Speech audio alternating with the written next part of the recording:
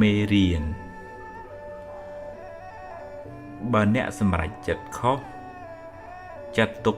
ថាជាបទពិសោធន៍ជាមេរៀនសម្រាប់ថ្ងៃក្រោយ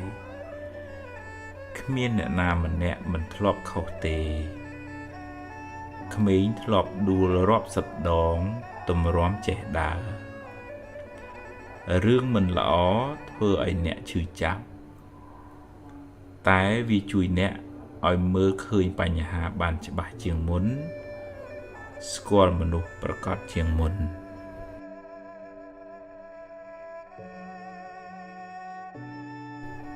បាបចាស់តាមច្បាប់កម្មផលយើងម្នាក់សុទ្ធតែធ្លាប់សាងបាបកម្មខ្លះពីអតីតជាតិមកពេលបាបចាស់ឲ្យផលក៏ជួបរឿងមិនល្អជួបបញ្ហាទោះខំរត់ទៅណាក៏រត់មិនរួចសូម្បីប្រពុតក៏មានបាបតាមឲ្យផលដែររឿងមិនល្អជាផលនៃបាបចាស់រីឯភាពមួម៉ៅក្តៅក្រហាយជាបាបថ្មីដែលធ្វើឲ្យរឿងកាន់តែអាក្រក់ឡើង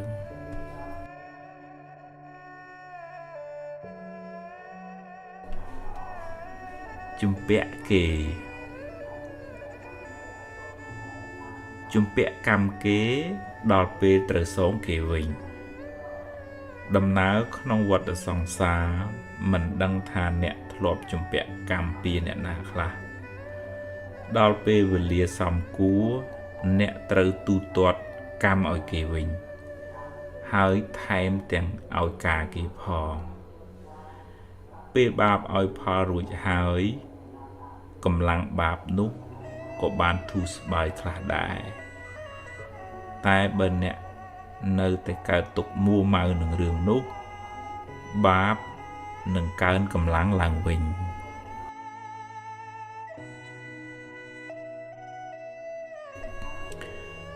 មិនមែនទ្រព្យអ្នកបើជាទ្រព្យអ្នកមិនងាយបាត់បង់ទៅណាទេតែបើអ្នកមានបាបកម្មពីមុនមកទ្រព្យនៅនឹងមុខក៏យកមិនបានឬត្រូវបាត់បង់ទៅវិញបើអ្នកប្រឹងថែអស់ពីសមត្ថភាពហើយវានៅតែបាត់បង់មានន័យថាវាដល់ពេលត្រូវទៅហើយវាមិនមែនជារបស់អ្នកទេឲ្យវាទៅចុះស្លឹកឈើពេលវាទុំវាត្រូវតែជ្រុះទោះបីអ្នកខាត់អង្វរក៏វាមិនស្ដាប់យើងដែរពិចារណាមិនបានល្អអាចថាអ្នកមិនបានពិចារណាឲ្យបានល្អិតល្អន់មិនបានសួរគេសួរឯងឲ្យបានច្បាស់លាស់ចំណេះដឹងអ្នកមិនគ្រប់គ្រាន់ធ្វើឲ្យគេបោកអ្នកបានឬត្រូវខាតបង់ទៅថ្ងៃក្រោយត្រូវចាំទុករៀនគិតគូរឲ្យបានល្អិតល្អន់មុននឹងសម្រេចចិត្តណាស់ហើយចុះបើវាខុសទៅហើយឲ្យវារួចទៅចុះចាប់ផ្ដើមសារជាថ្មីកំហុសកំហឹងធ្វើឲ្យអ្នកសម្រេចចិត្តខុសនិយាយជ្រុលជ្រួសនាំឲ្យខូចខាតប្រយោជន៍ជាពុទ្ធជនតែងខុសខ្លះជាធម្មតាបើខុសហើយត្រូវចេះទទួលកំហុសរួចកែខ្លួនឡើងវិញកុំដេកស្ដាយអីងើបឡើងបន្តដំណើរទៅមុខទៀតអ្នកចេះកែប្រែកំហុសព្រះពុទ្ធចាត់ទុកថាជាបណ្ឌិតស្រមោលអតីតកាលគ្រាន់តែជាស្រមោលរីឯវិបដិសារៈជាបីសាយតាមលើងបន្លាចអ្នកតាមពិតអតីតកាលបានរលត់បាត់ទៅហើយ កុំក្រឡេកមើលវាញឹកញាប់ពេកបើមានពេលខ្លះវាមកលេងអ្នកត្រូវកំណត់ដឹងថាវាជាបិសាចទេវាមិនមែនជាមិត្តភក្តិទេហើយផ្លាស់ចិត្តដូរអារម្មណ៍មកគិតរឿងផ្សេងធ្វើរឿងថ្មីជជែករឿងថ្មីលទ្ធផលក៏បានថ្មីដែរទោះនៃសង្សារវដ្តអវិជ្ជាធ្វើឲ្យសត្វលោកវិលវល់ក្នុងវដ្តសង្សារនឹងនាំឲ្យធ្វើអំពើខុសឆ្គងដោយកាយវាចាចិត្តបើត្រូវដាក់កំហុសលើវដ្តសង្សារដែលធ្វើឲ្យសត្វលោកវង្វេងចូលប្រឹងសន្សំបុណ្យកុសល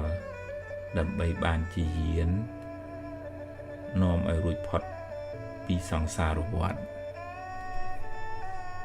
អនត្តាបើនិយាយដោយបរមត្ថគ្មានអ្វីជារបស់យើងឬជាខ្លួនរបស់យើងទេរូបក្តីចិត្តក្តីកើតរលត់ទៅតាមហេតុរបស់វាជាដំណើរនៃធម្មជាតិសុទ្ធសាធការយល់ច្រឡំដោយអវិជ្ជាថាមានយើងមានគេនាំឲ្យមានការប្រកាន់ហួងហែងដែលជាហេតុនៃសេចក្តីទុក្ខទាំងឡាយរៀនលះបង់នៅសេចក្តីប្រកាន់ថាមានខ្លួនអ្នកនឹងបានស្រាលពីទុក្ខទាំងពួងសាជាថ្មីបើកឡានពេលខ្លះគង់ហួសផ្លូវត្រូវត្រឡប់ក្រោយវិញរឿងក្នុងជីវិតក៏ដូចគ្នាពេលខ្លះសម្រេចចិត្តខុសនាំឲ្យខូចខាតប្រយោជន៍បើខុសកុំចាំបាច់កើតទុកយូរពេកអីចាប់ផ្ដើមសាជាថ្មីត្បិតថាយឺតបន្តិចមែនតែគង់ប្រសើរជាងដេកយំហើយមិនធ្វើអ្វីសោះថ្នាំល្វីងតែធ្វើឲ្យជាជំងឺបញ្ហាជារឿងលំបាកតែវាធ្វើឲ្យអ្នកស្គាល់ពិភពលោកកាន់តែច្បាស់ជៀសមិនរួចអ្នកណាក៏មានទុក្ខដែរទៅណាក៏គេចមិនរួចវាជារឿងធម្មតានៃជីវិតសុខទុក្ខចំណេញខាតជួបព្រាត់ជាសច្ចធម៌មិនអាចប្រកែកបានបើជួបហើយប្រឹងដោះទៅបើដោះហើយដើរទៅមុខទៀតកុំសូវទូលរឿងសំពីងសំពងច្រើនពេកធ្ងន់ណាស់ទៅមុខមិនឆ្ងាយទេមិនដូចគ្នាកុំចាំបាច់ប្រៀបធៀបគ្នាអីគេជួបរឿងគេយើងជួបរឿងយើងមិនដូចគ្នាទេម្នាក់សន្សំកម្មមករៀងខ្លួនបើមានកម្មមិនល្អច្រើនក៏ជួបបញ្ហាច្រើនបន្តកន្ទុយគ្នាបើជួបរឿងណាប្រឹងដោះរឿងនឹងទៅបើលំបាកខ្លាំងសុំជំនួយគេខ្លះមកកុំរអ៊ូរទាំច្រើនពេកអីមិនបានអីមកវិញទេបានតែមួម៉ៅថែម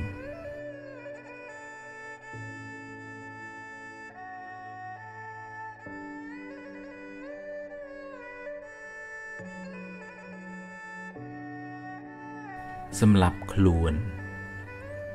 គិតមួយផ្លែតយល់ថាខ្លួនអ្នកបានរួចផុតពីទុក្ខហើយតែតាមពិត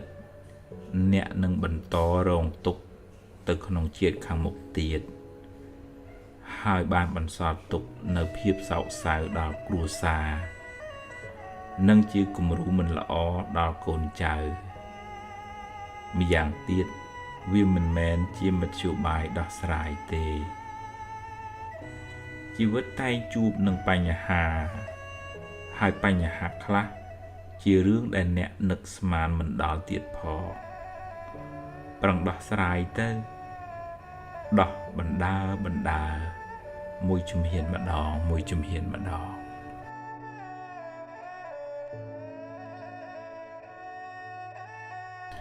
ហេតុផលបើអ្នកដាំដូងអ្នកនឹងបានផ្លែដូងបើហេតុគ្រប់គ្រាន់ផលនឹងកើតឡើងអ្នកមិនអាចហាមឃាត់បានទេរឿងរ៉ាវទាំងឡាយសុទ្ធតែមានហេតុផលទើបកើតឡើងបាបកម្មចាស់នាំឲ្យអ្នកជួបរឿងមិនល្អរត់ទៅណាក៏គេចមិនរួចសូមកុំប្រឆាំងនឹងផលអីព្រោះគ្នាកើតតាមហេតុទេតែត្រូវរកវិធីដោះស្រាយវិញ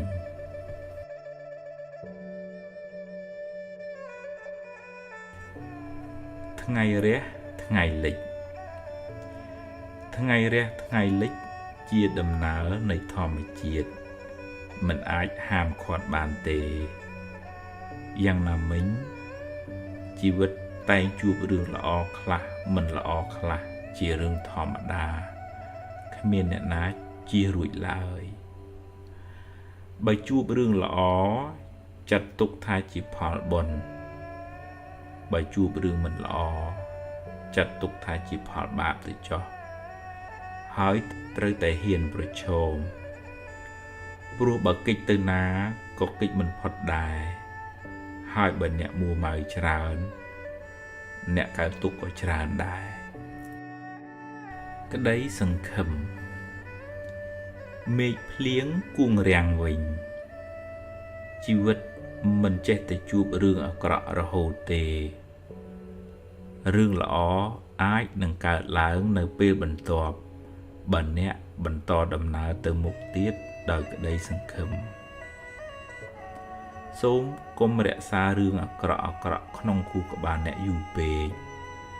ទុកឱកាសឲ្យរឿងល្អខ្លះផងរឿងមិនល្អបានរលត់ទៅហើយ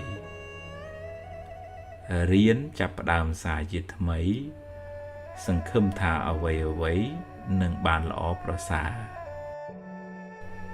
ទុកមិនទៀងដូចអ្វីផ្សេងទៀតដែរទុកសោកក្នុងចិត្តអ្នកនឹងប្រែប្រួលទៅបើអ្នកចេះពិចារណា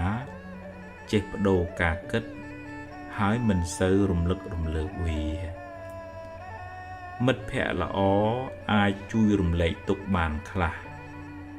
ស្ដាប់ធម៌ឬអានសៀវភៅអប់រំចិត្តក៏ជាជំនួយស្មារតីអ្នកបានខ្លះដែរភ្លើងនឹងថយកម្ដៅទៅបើអ្នកមិនដាក់អុសថែមសេចក្តីទុក្ខនឹងសាបរលាបទៅបើអ្នករៀនលះបង់ការប្រកាន់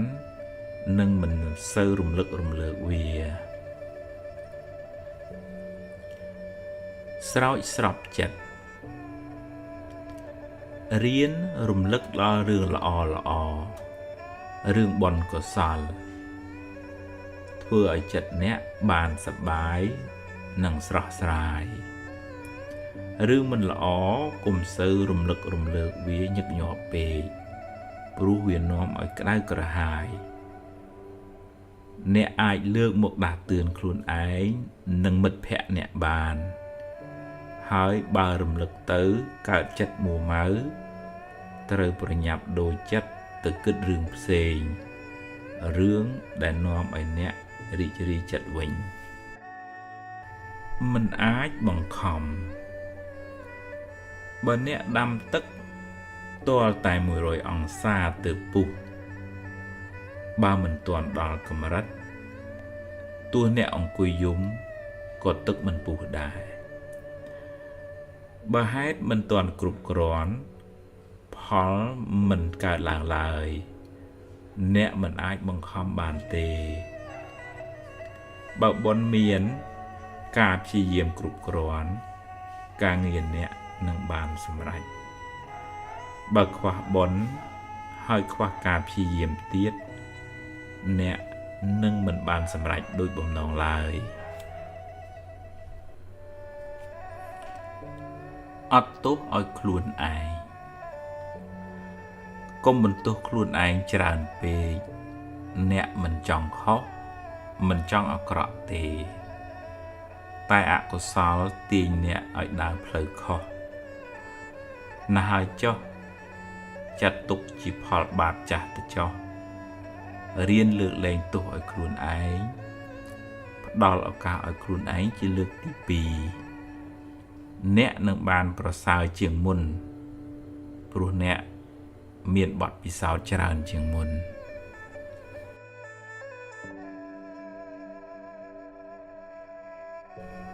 លើកលែងឲ្យអ្នកដទៃអ្នកអាចចំណាំមនុស្សដែលធ្វើបាបអ្នកចាំល្បិចដែលគេបោកប្រាស់អ្នកកុំឲ្យគេបោកអ្នកបានទៀតតែអ្នកគួរលះបង់កំហឹងក្នុងចិត្តអ្នកព្រោះបើអ្នកនៅបន្តចងកំហឹងអ្នកនឹងបន្តដុតខ្លួនឯងពេលអ្នកលើកលែងទោសអ្នកបានរួចផុតពីភ្លើងកំហឹងអ្នកបានធូរស្រាលពីសេចក្តីទុក្ខ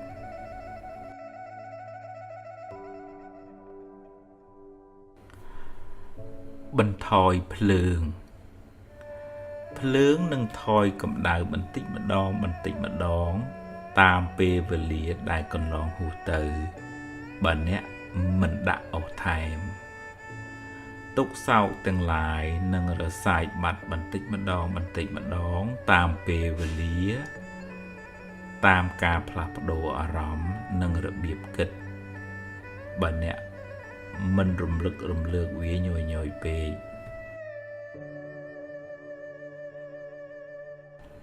ព្រមតាមហេតុគ្រប់យ៉ាងសុទ្ធតែមានហេតុរបស់វាទើបកើតឡើងប្រឈមមុខដោះស្រាយដោយស្មារតីកុំត្អូញត្អែពេកអីកម្មយើងទេ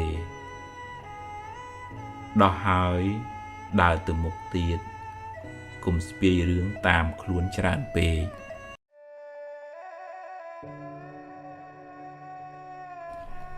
ព្រមតាមបុណ្យរៀនរីករាយនឹងអ្វីដែលអ្នកមានសប្បាយចិត្តនឹងអ្វីដែលអ្នករកបានត្រេកអរពេលឃើញគេជោគជ័យយល់ដឹងថាអ្វីសុទ្ធតែមានហេតុផលយើងបានប៉ុណ្ណឹងដោយសារបុណ្យយើងមានប៉ុណ្ណឹងមិនមានចិត្តច្រណែនអ្នកណាឡើយ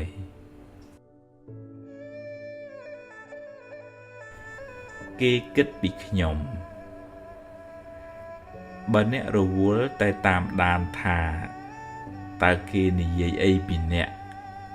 គិតយ៉ាងណាចំពោះអ្នករកសេចក្តីសុខមិនឃើញទេរក្សាកាយវាចាអ្នកឲ្យបានល្អត្រឹមត្រូវសមរម្យតម្កល់ចិត្តអ្នកឲ្យបានល្អគេគិតយ៉ាងណានិយាយយ៉ាងណាយើងខាត់គេមិនបានទេ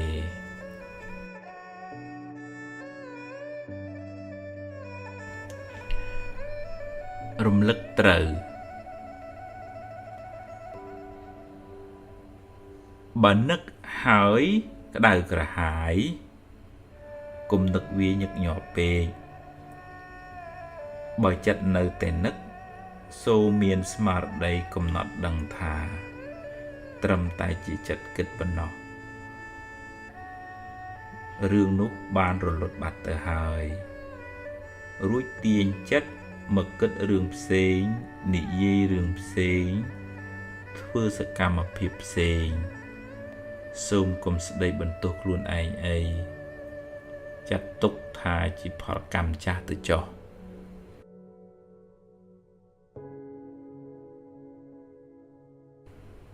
ចិត្តនៅក្នុងខ្លួនខ្សោយស្មារតីធ្វើឲ្យអ្នករាយមាយចិត្តច្រើនចិត្តស្មុគស្មាញឆាប់មួម៉ៅឆាប់ធុញថប់ទម្លាប់ហៅចិត្តមកនៅនឹងខ្លួនអ្នកធ្វើអ្វីក៏មានស្មារតីដឹងខ្លួនដឹងសកម្មភាពដែលខ្លួនកំពុងធ្វើ កុំបណ្ដោយឲ្យវារវើរវាយចេញពីខ្លួនច្រើនពេកនោះចិត្តអ្នកនឹងបាននឹងណយច្រើន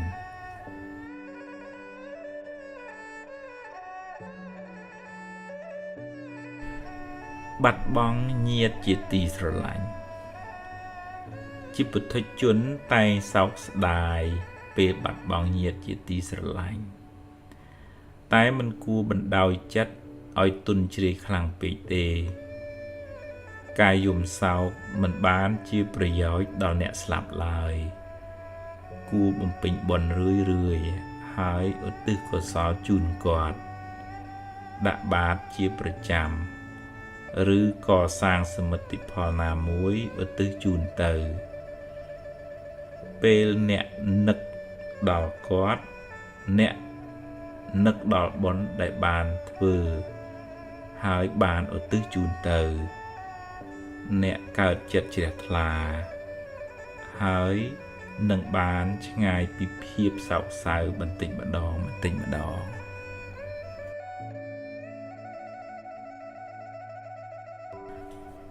មិត្តល្អប្រាប់រឿងរ៉ាវមិនសប្បាយចិត្តដល់មិត្តភក្តិដែលអ្នកទុកចិត្តជាកល្យាណមិត្តជាសប្បុរសជាមនុស្សមានគុណធម៌មិត្តល្អជួយអ្នកឲ្យដើរក្នុងផ្លូវត្រូវជួយផ្ដល់កម្លាំងចិត្តដល់អ្នកជួយផ្ដល់យោបល់ល្អនិងជួយលាក់បាំងរឿងកេរខ្មាស់ទាំងឡាយរបស់អ្នកមានមិត្តល្អនៅក្បែរខ្លួនដូចមានគ្រូពេទ្យចិត្តសាស្ត្រនៅជាមួយ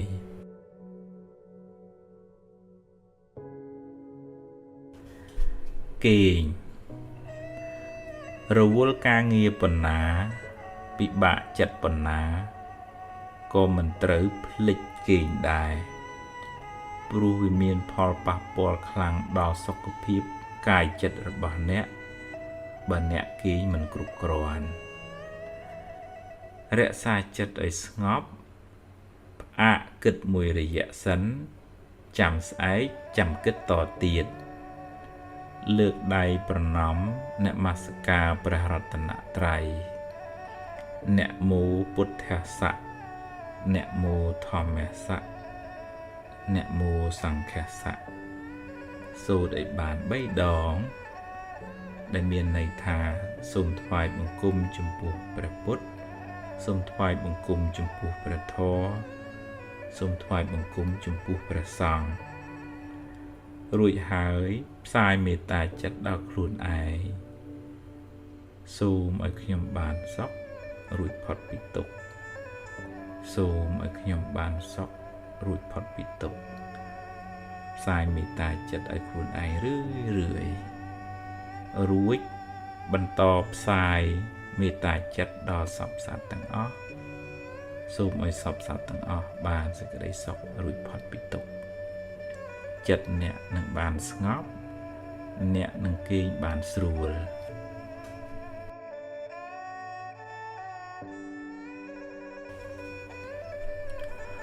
បន្ទប់គេង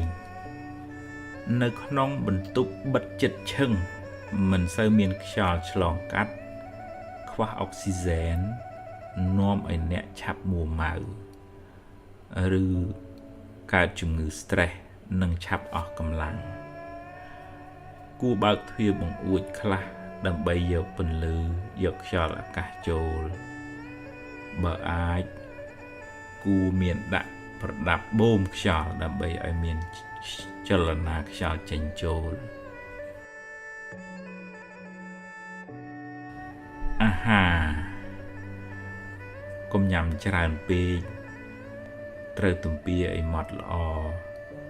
ញ៉ាំឲ្យទៀងពេលញ៉ាំអាហារដែលមានជីវជាតិនឹងជួយដល់សុខភាពបើញ៉ាំហើយកុំអង្គុយឬគេងភ្លាមគួរដើរខ្លះដើម្បីឲ្យអាហាររលាយល្អកុំញ៉ាំពេលល្ងាចច្រើនពេកព្រោះមិនសូវចាំបាច់នឹងធ្វើឲ្យឡើងគីឡូឆាប់ពិបាកចិត្តសូមកុំពិសាគ្រឿងស្រវឹង ព្រោះវាធ្វើឲ្យពលថ្លើមនាំឲ្យប្រព័ន្ធការពាររាងកាយចុះខ្សោយចុងក្រោយទុក្ខនឹងកើនឡើងថែមព្រោះកាយក៏ឈឺចិត្តក៏ឈឺ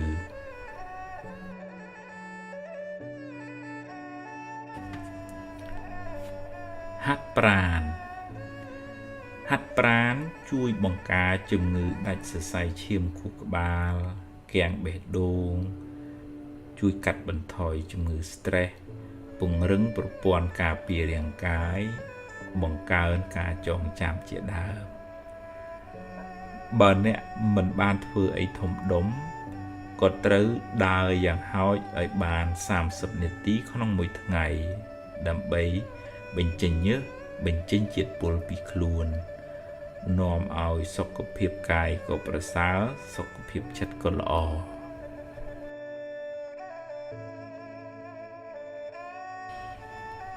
ទូរស័ព្ទគួរកាត់បន្ថយខ្លះក៏ល្អព្រោះវាមានរឿងសម្រាមជាច្រើនហោះហើរពីពេញប្រព័ន្ធសង្គមម្យ៉ាងទៀតវាបានរំខានដល់ដំណេកនិងពេលវេលារបស់អ្នកហើយវាអាចនាំឲ្យប៉ះពាល់ដល់សុខភាពកាយផងសុខភាពចិត្តផងឆ្លៀតពេលអានសៀវភៅស្ដាប់ធម៌នៅស្ងប់ស្ងាត់ម្នាក់ឯងធ្វើសមាធិបញ្ចេញសកម្មភាពផ្លូវកាយខ្លះសូមកុំលក់ខ្លួនឲ្យទូរស័ព្ទច្រើនពេកហើយក៏កុំសូវតាមដានរឿងអត់ប្រយោជន៍ច្រើនពេកដែរពេលវេលាអាចជួយអ្នកបានខ្លះដែរកំហឹងនិងសេចក្តីសោកអាចថមថយកម្លាំងបន្តិចម្ដងព្រោះអ្នកមានពេលពិចារណាឡើងវិញចិត្តអ្នកនឹងបានរឹងប៉ឹងឡើងបន្តិចម្ដងតែអ្នកត្រូវនៅក្បែរមិត្តភក្តិល្អដើម្បីជួយរក្សាលំនឹងផ្លូវចិត្តទម្លាប់គិតរឿងល្អនិយាយរឿងល្អស្ដាប់ធម៌អប់រំចិត្តគេងឲ្យបានគ្រប់គ្រាន់សម្រាប់សម្រួលផ្លូវកាយផ្លូវចិត្តអ្នកនឹងមានជំហររឹងមាំឡើងវិញ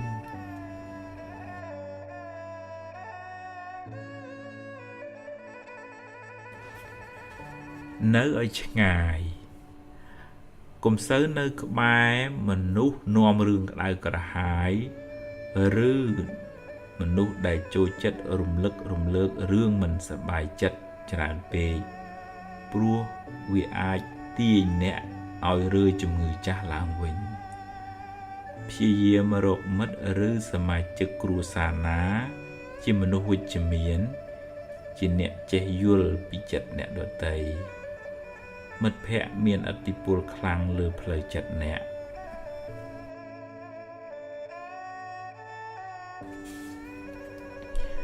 សតិស្មារតីមានស្មារតីក្នុងខ្លួនសង្កេតមើលសកម្មភាពផ្លូវកាយដើរដេកឈរអង្គុយនិយាយស្ដីស្លៀកពាក់រៀនហៅចិត្តឲ្យមកនៅក្នុងខ្លួនកុំបណ្ដោយឲ្យវាហោះហើរទៅក្រៅច្រើនពេករៀនតាមដានចិត្តអ្នកជាប្រចាំចិត្តល្អចិត្តមិនល្អត្រូវមានសតិដឹងថាគ្រាន់តែជាចិត្តកើតហើយរលត់ទៅវិញរៀនលះបង់ការប្រកាន់បើស្មារតីនៅក្នុងខ្លួនអ្នកច្រើនចិត្តមិនសូវរវើរវាយទេ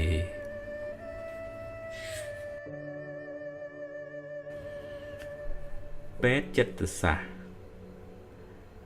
ពេលពិបាកចិត្តខ្លាំងតានតឹងផ្លូវចិត្តខ្លាំងរហូតដល់ថ្នាក់គេងមិនលក់ត្រូវទៅរកពេទ្យចិត្តសាស្ត្រជួយកុំខ្មាស់គេកុំខ្លាចគេថាព្រោះបើទុកយូរទៅអ្នកនឹងមានបញ្ហាធ្ងន់ពិបាកព្យាបាល ថ្នាំពេទ្យជាជំនួយពីខាងក្រៅរីឯព្រះធម៌ជួយព្យាបាលពីខាងក្នុង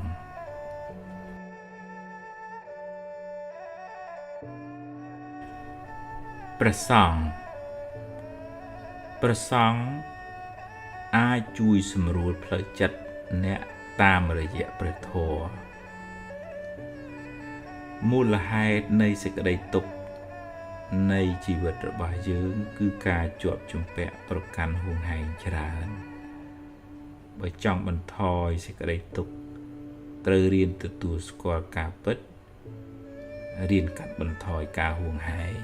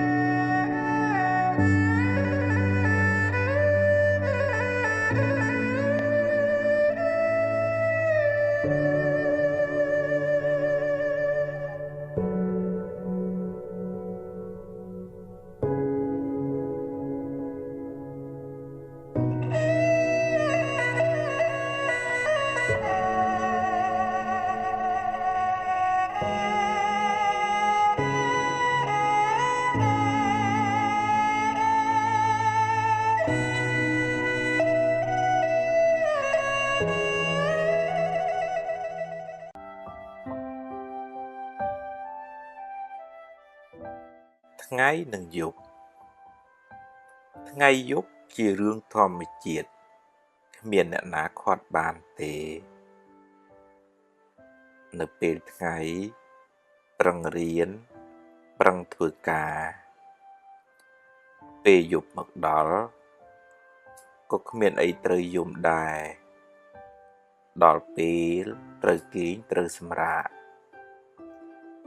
ជីវិតក៏ដូចគ្នាពេលខ្លះជួបរឿងល្អក៏ទទួលយកទៅតែកុំមានមោទនភាពពេកកុំអួតក្អេងក្អាងពេកជោគជ័យថ្ងៃនេះមិនប្រកាសថាជោគជ័យនៅថ្ងៃស្អែកទេហើយបើពេលខ្លះជួបរឿងមិនល្អក៏គ្មានអីត្រូវយំដែរប្រឹងដោះស្រាយទៅ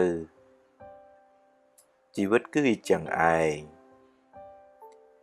ពេលខ្លះបុណ្យឲ្យផលពេលខ្លះបាបឲ្យផល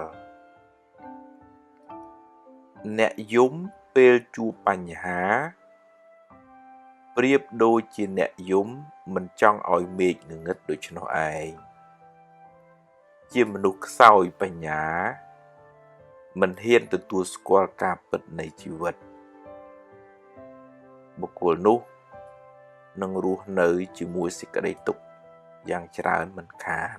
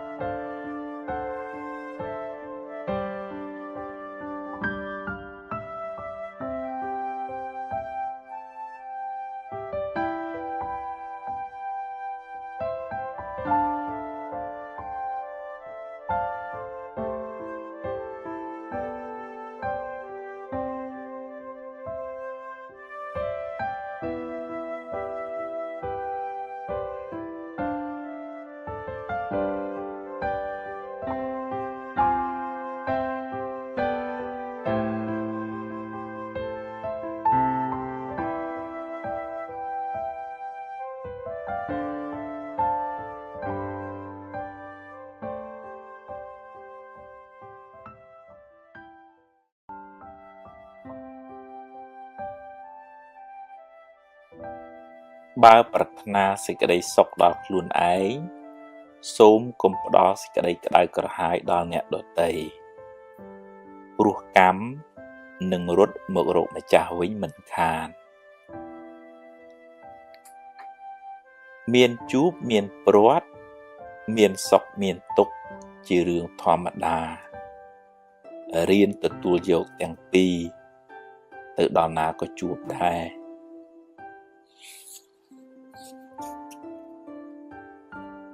កុំកំណាញ់ពាក្យលើកទឹកចិត្តពេលគេធ្វើបានល្អអ្នកបានបុណ្យផងបានមិត្តភាពផងបានជួយពង្រីកអំពើល្អផង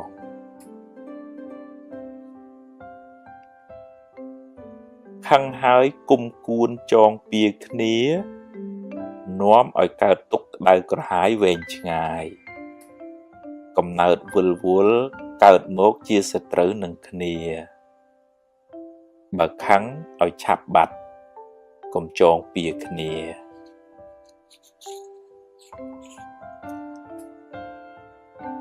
បំណងប្រាថ្នាមិនចេះតែបានសម្រេចគ្រប់ពេលទេហេតុមិនគ្រប់មិនបានសម្រេចឡើយរៀនទទួលស្គាល់ការពិតទើបមិនសូវមានទុក្ខកុំមានអ្នកពេកកុំពូកែតែឯងពេក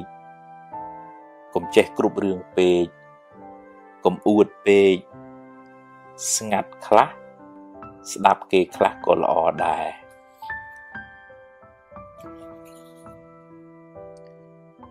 និយាយច្រើនតែអត់ប្រយោជន៍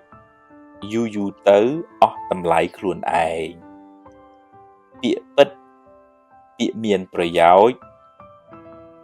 មើលកាលសិនសឹមនិយាយ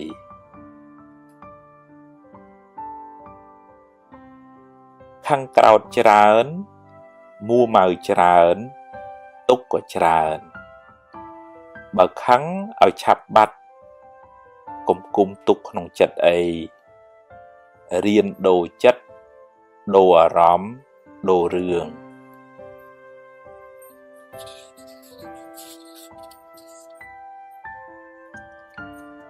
សាងល្អឲ្យហើយ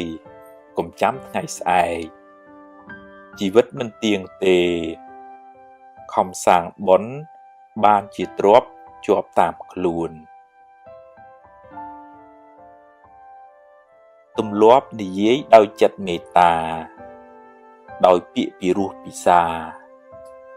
ហើយមើលពេលផងអ្នកបានបុណ្យផងបានមិត្តភាពផង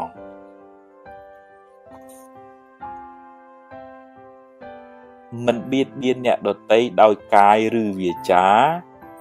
ជាមហាបុណ្យដ៏ធំធេងកើតជាតិណាមានអាយុវែងសុខភាពល្អមានគេចូលចិត្តច្រើន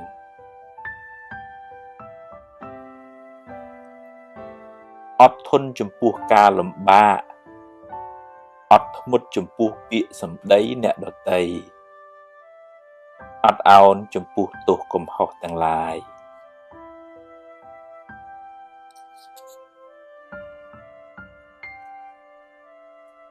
មិនតបតទាំងកំហឹងជាជ័យជំនះដ៏ធំធេងគឺឈ្នះសេចក្តីក្រោធក្នុងចិត្តអ្នកបានត្រជាក់ចិត្តហើយមិនមានពៀវេរា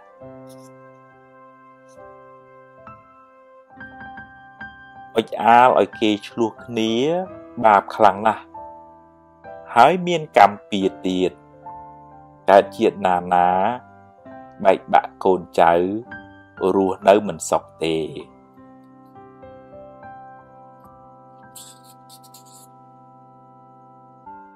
ពេលនិយាយស្ដីឲ្យចេះគិតក្រែងចិត្តគេខ្លះផងវាចាមិនល្អនាំឲ្យមានបាបកម្មពៀវេរាកើតជាតិណាសម្បូរសត្រូវ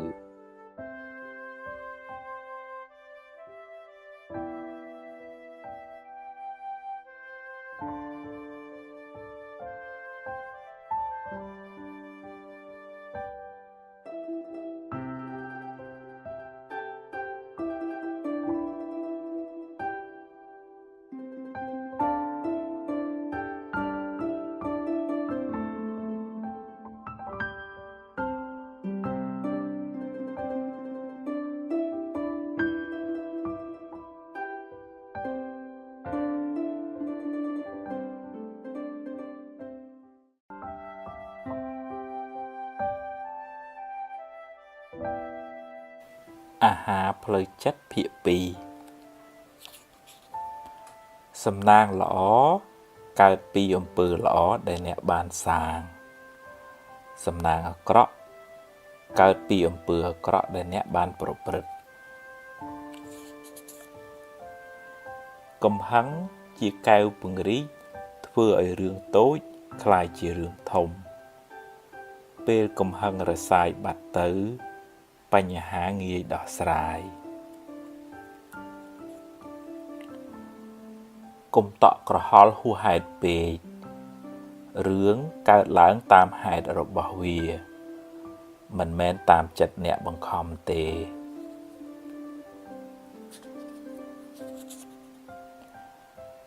រៀនដោះលែងខ្លួនអ្នកពីគុកអតីតកាលចាត់ទុកថាជាផលបាបចាស់ទៅចុះយកវាជាមេរៀនរួចដើរទៅមុខទៀតកុំងាកក្រោយញឹកពេកការស្ដីបន្ទោសខ្លួនឯងញយជាការបើកផ្លូវឲ្យរឿងពីអតីតមកដុតចិត្តអ្នកឲ្យក្តៅម្ដងហើយម្ដងទៀត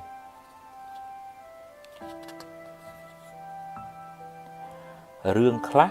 ស្ដាប់ត្រចៀកម្ខាងចេញត្រចៀកម្ខាងក៏ល្អដែរព្រោះជារឿងអត់ប្រយោជន៍គិតច្រើននាំឲ្យក្តៅក្រហាយចិត្តដរាបណានៅមានជីវិតកុំទាន់អស់សង្ឃឹមផ្ដល់ឱកាសឲ្យខ្លួនឯងម្ដងទៀតចាប់ផ្ដើមសារជាថ្មីព្យាយាមបំពេញភារកិច្ចអ្នកឲ្យអស់ពីសមត្ថភាពនៅថ្ងៃនេះរឿងថ្ងៃស្អែកចាំជួបពេលខឹង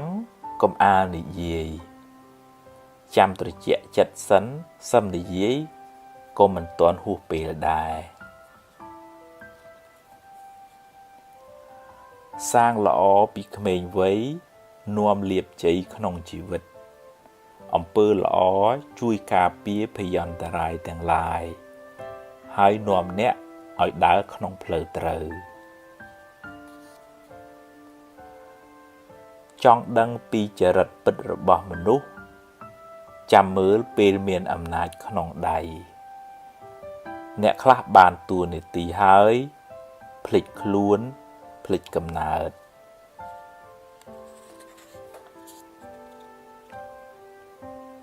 បើខឹងឲ្យឆាប់បាត់កុំគុំទុកក្នុងចិត្តយូរពេករៀនដូរចិត្តដូរអារម្មណ៍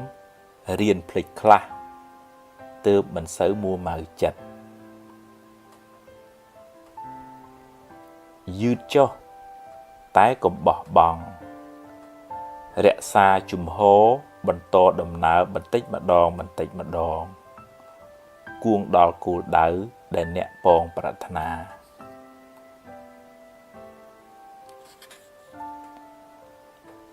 កុំមានអ្នកពេកកុំចេះគ្រប់រឿងពេករៀនស្ដាប់គេខ្លះយើងចេះនេះគេចេះនោះរៀនបើកចិត្តឲ្យទូលាយកុំទម្លាប់បង្អាប់គេហើយលើកខ្លួនឯងគេស្អប់ផងបាបផងមានពៀវេរាផងកើតជាតិណាសម្បូរសត្រូវ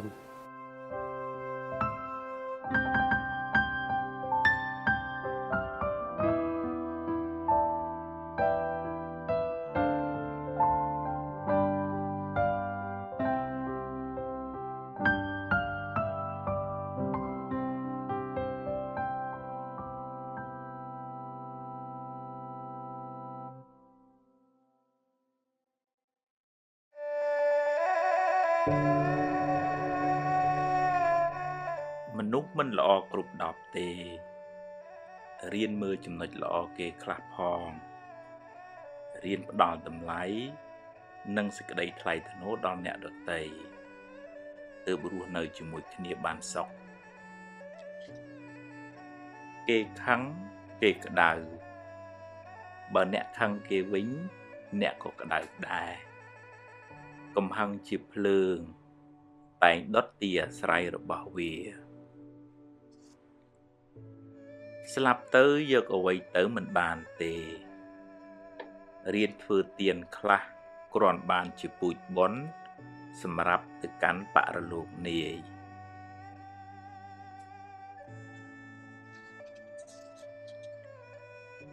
ហួងហែងច្រើនទុកក៏ច្រើនដែរព្យាយាមបំពេញតួនាទីអ្នកឲ្យបានល្អបើត្រូវប្រែប្រួលក៏អស់ចិត្តដែរព្រោះអ្នកបានធ្វើអស់ពីសមត្ថភាពហើយចង់ឲ្យគេគោរពអ្នកត្រូវចេះគោរពគេមុនរៀនផ្ដល់តម្លៃសេចក្តីថ្លៃថ្នូរដល់មនុស្សសត្វអ្នកនឹងបានទទួលសេចក្តីសុខមកវិញ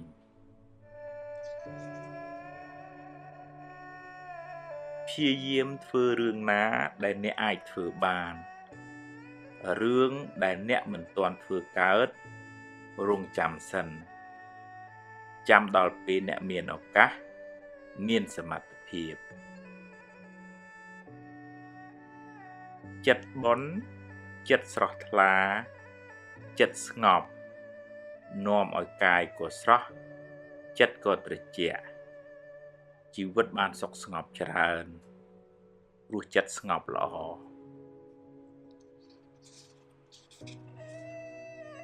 គ្មាននរណាជៀសផុតពីការនិន្ទាទេ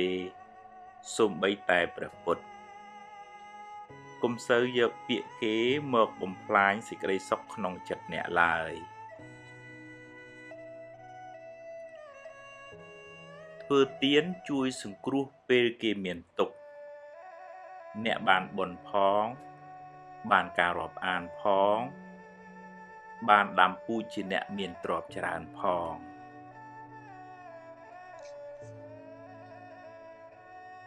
មនុស្សមានសម្ពាយបុណ្យខុសគ្នាជោគវាសនាក៏ខុសគ្នាដែរប្រឹងប្រែងរកឲ្យអស់ពីសមត្ថភាពហើយត្រេកអរចំពោះអ្វីដែលអ្នករកបានបើខ្ចីគេត្រូវចេះសងវិញកុំស៊ីដាច់បាបកម្មនាំឲ្យរកស៊ីមិនឡើងទេ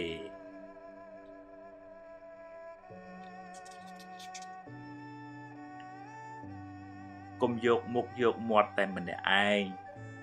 ចែកគេខ្លះផងទើបធ្វើការជាមួយគ្នាបានយូរកុំយកពាក្យសម្ដីលាមករបស់គេមកគិតហើយដេកកើតទុកឡើយមាត់គេចិត្តគេខាត់គេមិនបានទេរឿងថ្ងៃស្អែកមិនទាន់មាននៅឡើយទេចាំស្អែកចាំជួប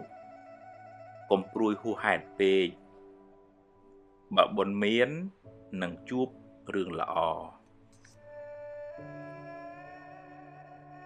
អតីតកាលបានកន្លងហួសទៅហើយ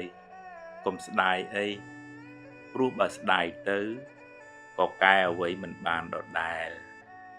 យកវាជាមេរៀនហើយដើរទៅមុខកុំងាកក្រោយញឹកពេក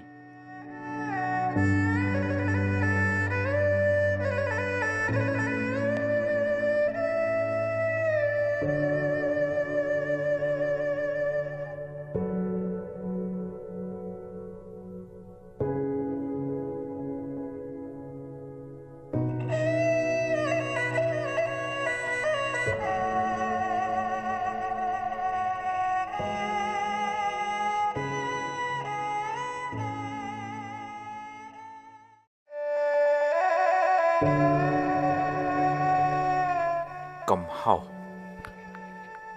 ជាសាមញ្ញជនអ្នកណាក៏មានកំហុសដែរតែសំខាន់ថាតើចេះទទួលស្គាល់កំហុសហើយកែប្រែវាឬទេអ្នកព្យាយាមបិទបាំងកំហុសខ្លួនឯងគឺជាមនុស្សអន់ចំណែកអ្នកធ្វើខុសហើយប្រកែកយកត្រូវជាមនុស្សមហាអន់ បិទថាកំហុសធ្វើឲ្យអ្នកឈឺចាប់មែនតែវាបានប្រាប់អ្នកពីចំណុចខ្វះខាតហើយអ្នកអាចយកវាជាមេរៀនដ៏សំខាន់សម្រាប់អភិវឌ្ឍខ្លួនឯងឲ្យបានប្រសើរនៅពេលក្រោយបើធ្វើខុសហើយត្រូវតែហ៊ានទទួលស្គាល់កំហុសហើយកែប្រែវាទៅហើយក៏គ្មានប្រយោជន៍អ្វីនឹងដេកក្តៅក្រហាយស្ដាយក្រោយឡើយព្រោះបើស្ដាយទៅក៏គ្មានកែអ្វីកើតដដែលម្យ៉ាងទៀតបើមានអ្នកណាហ៊ានប្រាប់កំហុសអ្នកគួរអរគុណគេទោះបីគេប្រាប់ដោយពាក្យល្អឬពេលខ្លះមិនល្អក៏ដោយមនុស្សបានប្រសើរខ្ពង់ខ្ពស់ដោយបានរៀនសូត្រពីកំហុសខ្លួនឯងនិងពីកំហុសអ្នកដទៃ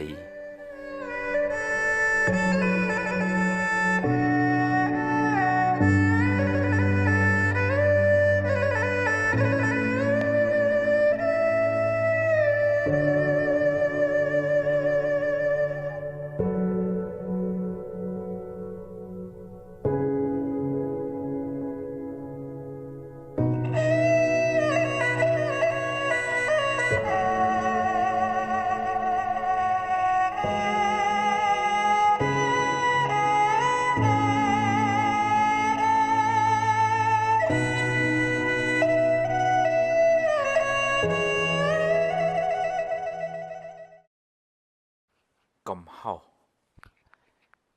ជាសាមញ្ញជនអ្នកណាក៏មានកំហុសដែរតែសំខាន់ថាតើចេះទទួលស្គាល់កំហុសហើយកែប្រែវាឬទេអ្នកព្យាយាមបិទបាំងកំហុសខ្លួនឯងគឺជាមនុស្សអន់ចំណែកអ្នកធ្វើខុសហើយប្រកែកយកត្រូវជាមនុស្សមហាអន់គ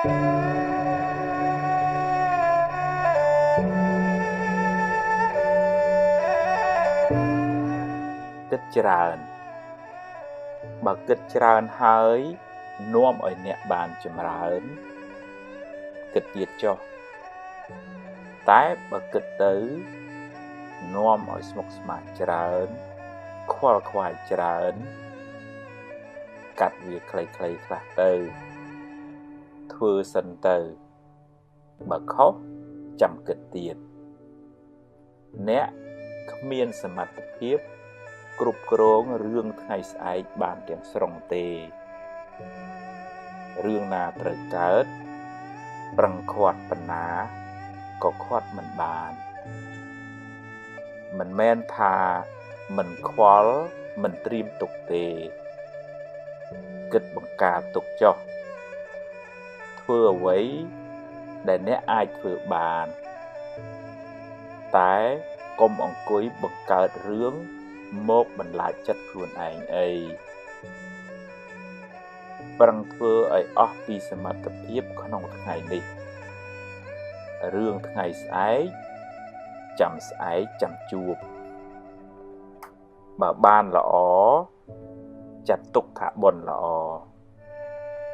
តែបើជួបរឿងមិនល្អប្រឹងដោះស្រាយទៅកុំរអ៊ូអីជីវិតគឺអញ្ចឹងឯងបើដោះហើយដើរទៅមុខទៀតកុំស្ពាយរឿងសំពីសំពូងច្រើនពេកជីវិតមិនសូវមានរស្មីទេ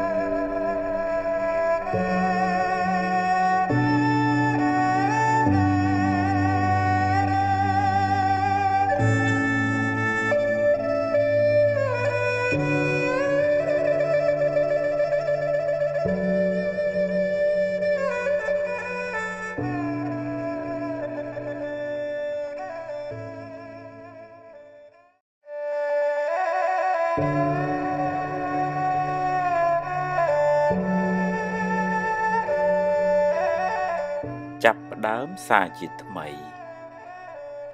ទីបញ្ចប់នៃរឿងមួយជាចំណុចចាប់ផ្ដើមនៃរឿងថ្មីមួយទៀតសូមកុំអស់សង្ឃឹមកុំបាក់ទឹកចិត្តអីដរាបណានៅមានដង្ហើមអ្វីក៏អាចចាប់ផ្ដើមសារជាថ្មីបានដែរអតីតកាលបានកន្លងផុតទៅហើយបើស្ដាយក្រោយក៏កែអ្វីមិនបានដែរកុំខ្មាស់កុំអៀនអីហ៊ានទទួលស្គាល់ការពិតរួចបន្តដំណើរទៅមុខទៀតទឹកភ្នែកថ្ងៃនេះបានលាងកែវភ្នែកអ្នកឲ្យបានស្អាត